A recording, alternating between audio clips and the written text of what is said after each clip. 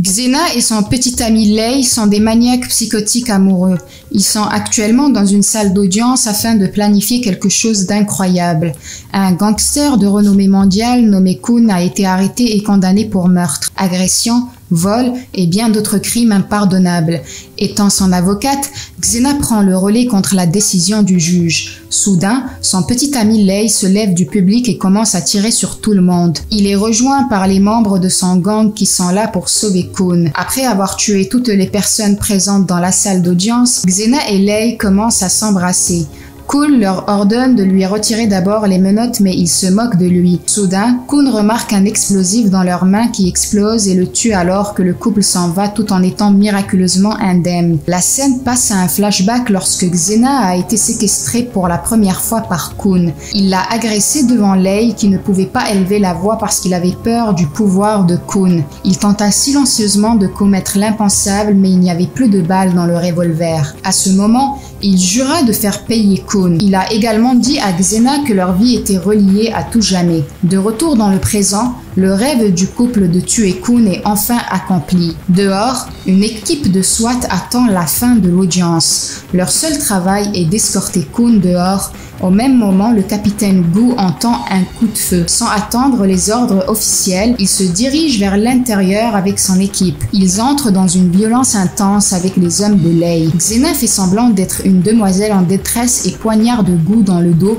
mais il parvient à s'en sortir et attrape à la fois Xena et son petit ami. Finalement, Lei déclenche un autre explosif qui le tue et aveugle Gu pour toujours. Xena d'autre part pleure en tenant la main de son petit ami. Lors de son arrestation, elle jure de venger sa mort en tuant tous ceux que Gu aime. Dans la scène suivante, on dit à Gu qu'il ne pourra plus jamais voir sa seule famille et sa fille et son ami Yan. Il l'aide au meilleur de leurs capacités, mais le traumatisme causé par l'incident hante Gu chaque nuit. Le public lui en veut pour tous les morts parce qu'il est le seul membre du SWAT à être sorti vivant du tribunal. À cause de la pression publique, il perd également son emploi. Pendant la première semaine, Gu devient fou et commence à casser des choses dans la maison. Sa fille Sia prend soin de lui la plupart du temps, mais durant son absence, il peut à peine penser ou travailler. Finalement, le sang du violent devient sa seule façon de se détendre. Au fil des jours, Gu commence à guérir. Il commence également à travailler son audition ainsi que d'autres sens maintenant qu'il ne peut plus voir.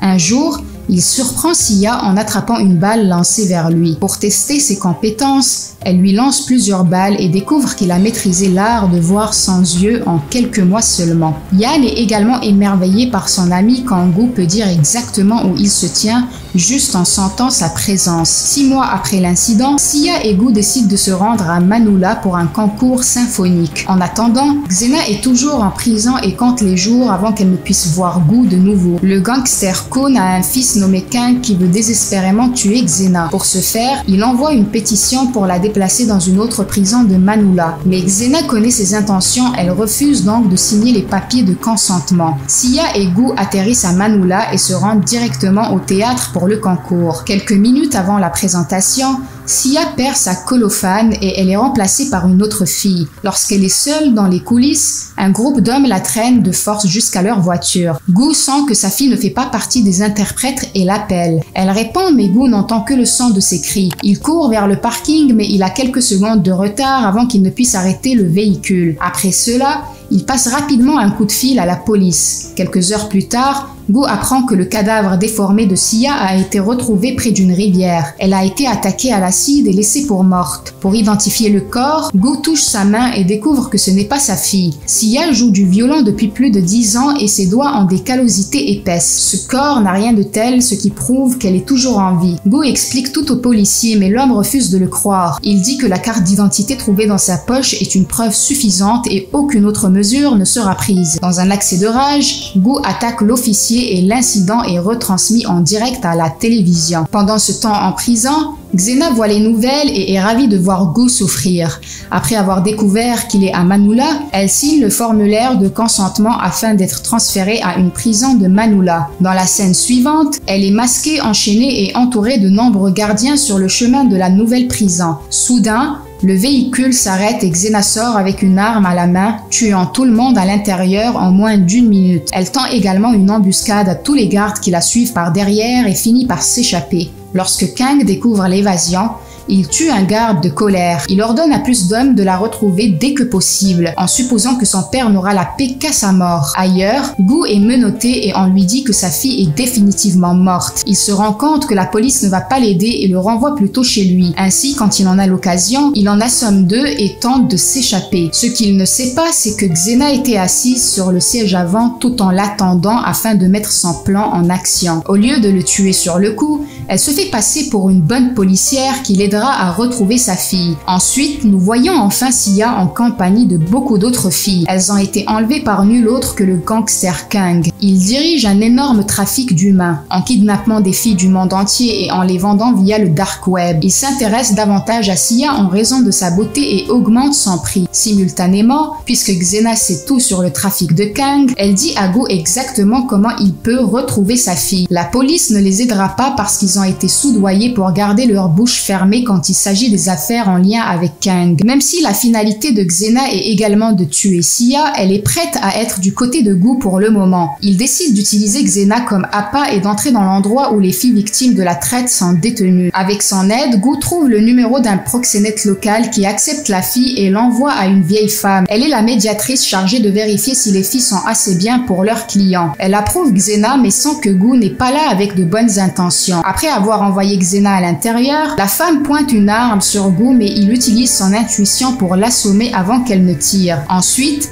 il suit Xena derrière, mais tous les deux sont rattrapés juste après. À l'heure actuelle, la vente en direct sur le dark web a commencé. De nombreux clients regardent les filles se présenter les unes après les autres tout en opérant des enchères pour se les approprier. Quand vient le tour de Sia, elle joue magnifiquement du violon. Kang éteint la diffusion en direct voulant la fille pour lui tout seul. Mais quand il essaie de la toucher, elle l'attaque. Kang promet de lui donner une bonne leçon le lendemain et augmente son prix de 6 millions de yuan. Ailleurs, Xena est pendue la tête en bas et Gu porte un collier enchaîné à son cou. La partenaire de Kang, Beth, vient narguer Xena et lui rappeler la mort de son petit ami. Lorsque Xena se moque d'elle à son tour, elle la noie jusqu'à ce qu'elle devienne étourdie puis la ramène en surface. Gu parvient à briser ses menottes mais il est facilement maîtrisé par les gangsters. Lorsque Beth sort pendant un certain temps, il parvient à se défaire de ses chaînes et à tuer chacun d'eux. Il casse également le réservoir d'eau et sauve la vie de Xena. Beth dit à Kang qu'elle a attrapé Xena, mais en revenant pour vérifier les prisonniers, Xena et Gu sont tous deux prêts à l'attaquer. Elle est prise en otage et on lui demande de révéler où se trouve Sia. La femme ouvre à peine sa bouche tandis qu'un éclat de verre est placé contre son cou. Elle ne sait pas laquelle des détenues est la fille de Gu, mais révèle que toutes les filles kidnappées la semaine dernière sont avec un homme nommé Mai qui est aussi le bras droit de Kang. Soudain, l'inspecteur de police Rama entre dans la scène avec son équipe. Avant que Beth ne soit arrêtée, Xena la pousse faisant pénétrer profondément l'éclat de verre dans sa gorge et la tuant par la même occasion. Ensuite, les deux s'enfuient vers une maison qui, d'après les dires de Xena, lui appartient. En réalité, elle appartient à l'un des policiers qu'elle a tué lors de son évasion de prison. Gu ne la soupçonne toujours pas et continue de nettoyer ses blessures. Ailleurs, Kang apprend la mort de Beth, alors il envoie son bras droit Mai tuer les évadés. Un peu plus tard, Rama frappe à la porte de l'appartement où se trouve de l'autre côté Mai et ses hommes. Gu a une idée et installe plusieurs pièges dans la maison. Quand ils entrent par effraction, la bouteille de gaz explose, tuant la moitié des gangsters. Mai attaque Gu pendant que Xena combat le reste des ennemis. Gu est sur le point d'être tué jusqu'à ce qu'il saute par la fenêtre en utilisant la corde qu'il a installée plus tôt. Il rencontre Mai à nouveau dans le couloir et le capture à l'aide de la même corde qui est maintenant attachée à un ascenseur. Après avoir été torturés, Mai les amène à l'unité de stockage où sont gardées les filles volées. Ils ont libéré de nombreuses filles, mais Sia n'en fait pas partie. Cela signifie qu'elle a soit déjà été vendue ou elle est chez Kang en attente d'être vendue le lendemain. Au poste de police, Yan arrive et s'enquiert des progrès de Rama dans l'affaire.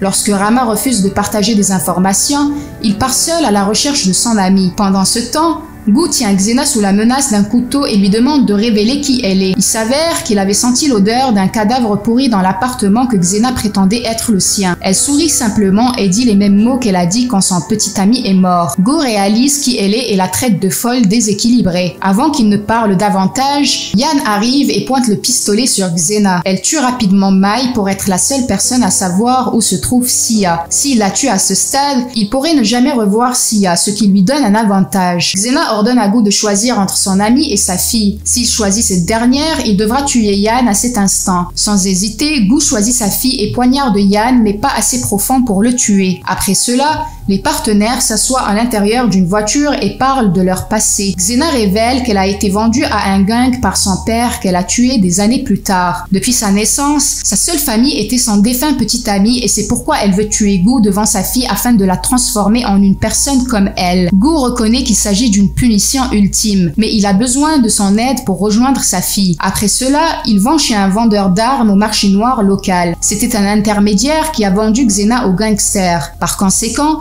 elle le tue avant de voler tout l'autobus contenant des armes et des munitions. Une chose que Gu n'oublie pas de récupérer sont les balles rebondissantes. Dans la scène suivante, Sia est amenée à l'extérieur pour la prochaine diffusion en direct sur le dark web. Kang lui donne la possibilité de rester avec lui ou d'être vendue à un étranger. Mais en guise de réponse, Sia dit que son père vient la récupérer. À ce moment-là, le véhicule s'introduit dans l'entrée principale et Xena commence à tirer au hasard sur tout le monde. Puisqu'elle est protégée par le véhicule, aucune des balles tirées en sa direction ne l'atteint. Au milieu du chaos, Gu est capable de lancer une balle rebondissante en direction de Sia pour lui dire qu'il est là. Elle garde en toute sécurité la balle avec elle, attendant qu'il la ramène à la maison. Les gardes sont bêtement envoyés dehors afin de combattre les deux individus alors qu'ils sont déjà entrés dans la maison. Ils éteignent les lumières et commencent à tuer tous les gardes l'un après l'autre. Finalement, Kang se retrouve uniquement en compagnie de son avocat et Sia. L'avocat l'abandonne également, disant qu'il vaut mieux qu'il soit mort. En dernier recours, Kang attache une bombe à retardement à Sia, mais il est abattu par Xena. Après cela,